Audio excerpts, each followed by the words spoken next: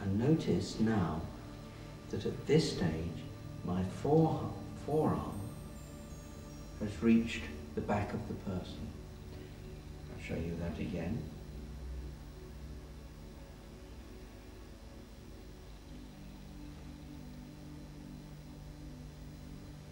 So at the same time as my pressure has changed, and I'm also now slipping into the front fascia and lifting away. So the forearm comes down, there, body weight forward, up, around, in, and lift away. Same basic movement again, down the arms, always finishing. But now you can begin to use your forearm coming back up and across the shoulder. Previously we'd gone down and up, but as you begin to feel your client relax under this technique,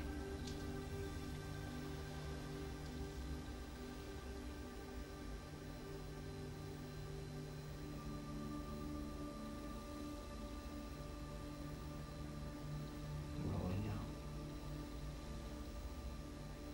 When that's done, so that's the 3 hand movements, you can begin to use the forearm more in a rolling technique.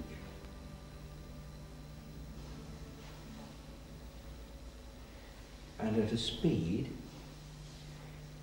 which is commensurate with what you're trying to achieve. You can do it very quickly, or you can do it very slowly. Either way, the technique is very comfortable.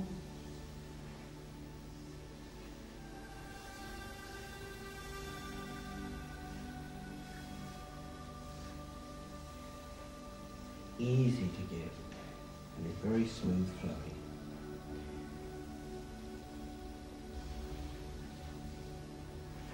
So the speed that you would normally operate at is something like that.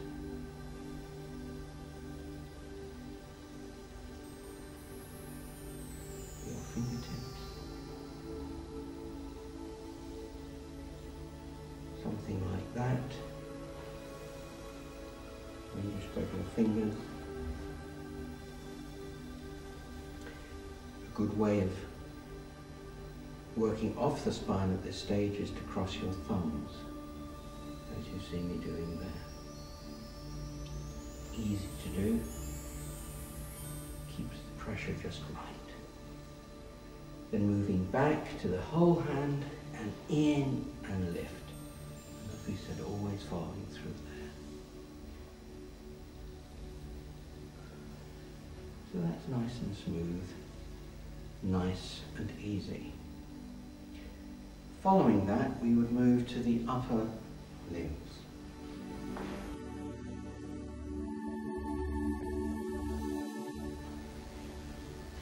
You will recall that we've already made forearm contact when we were massaging the back of the client. So in effect, we've already made this movement. In Slavic massage, the upper limbs are crucially important. Not only in terms of touch, but you'll notice at this point how my hand is making contact with the client's hand. So you're keeping always maximum contact. Because in effect you were reading the client and their reaction. So a reaction there is a reaction. If you watch my movement, you'll see the flexion in the hand automatically. Slavic massage is about sensation, is as much about pleasure and the comfort of touch as anything else.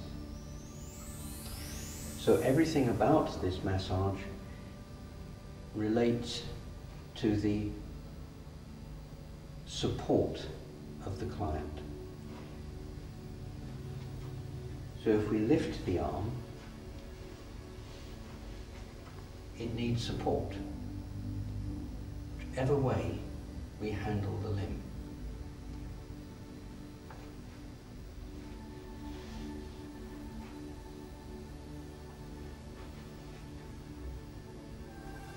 Always support.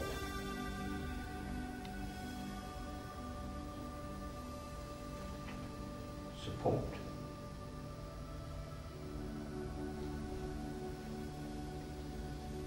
Support. I emphasize that there is no set way, because each individual client and therapist will be slightly different.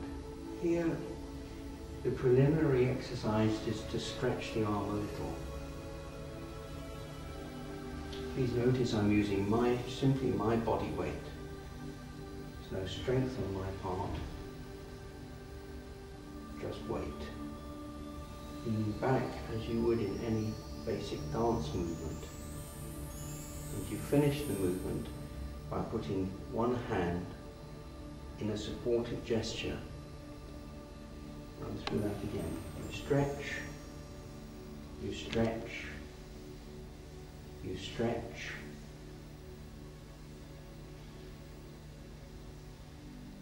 and support. Supports come in many forms. Notice that we're counterbalancing all the time here, rolling two-handedly, pushing and pulling, pushing and pulling, pushing and pulling, pushing and pulling.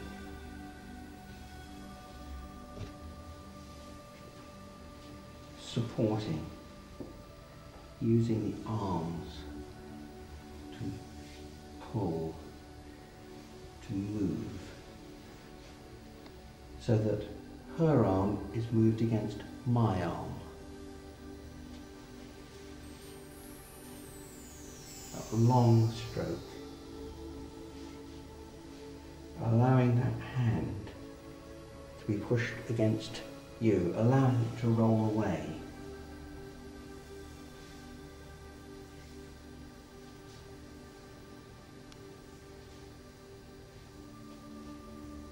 This is wonderful for people with articular problems, because there's no painful stretching.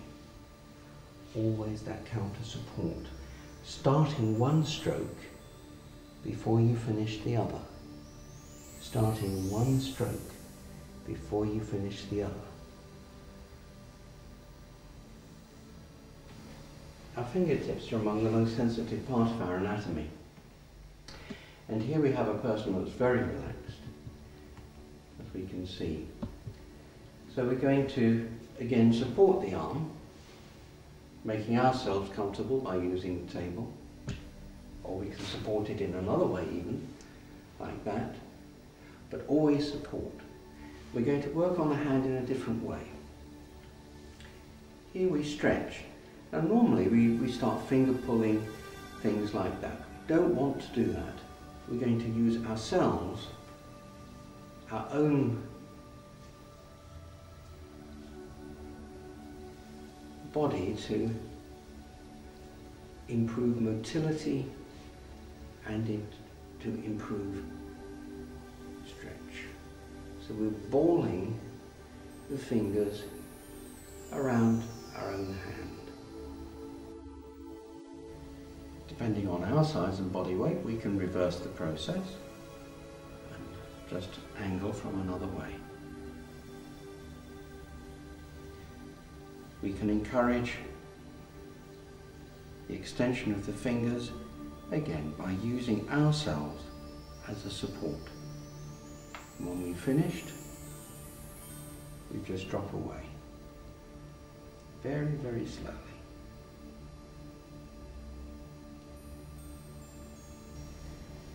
Finally, we can, when everything is nice and relaxed, support the shoulder.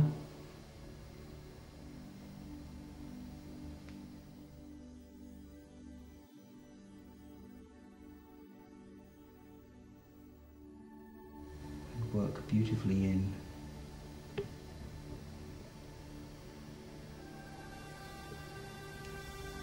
muscle fascia before carefully replacing it and moving away.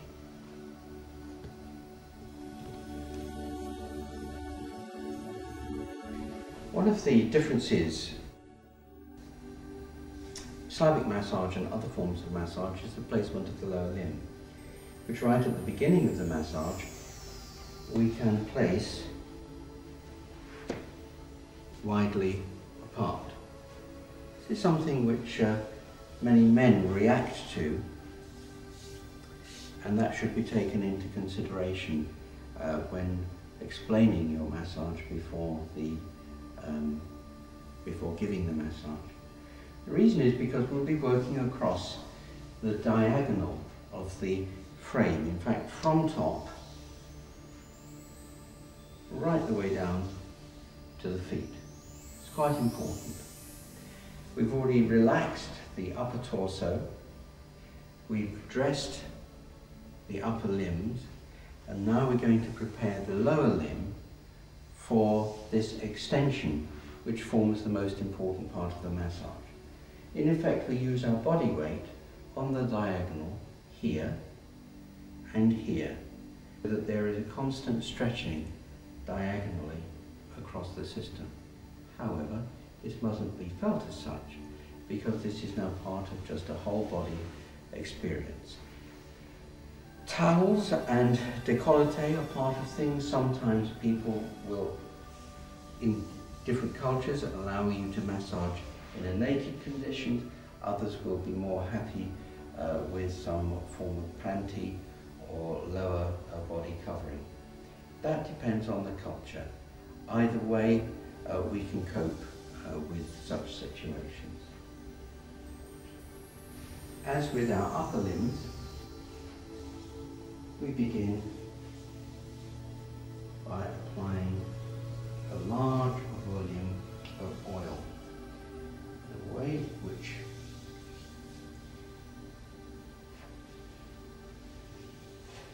is easy for you.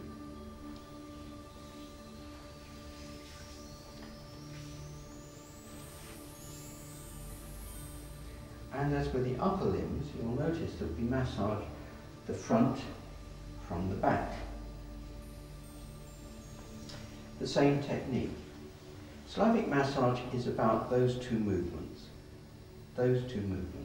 giving and receiving, giving and receiving. The placement of the support, the push against the support. Placement of the support, the push against the support. Normally we'd expect to do that sort of movement, and other more regular movements borrowed from Swedish massage. This technique is about stimulation. So we first of all begin as we did before, by stretching. Just using body weight. Or again, using just body weight. Just to give a slight movement. And to see the outline of the muscles. And then we begin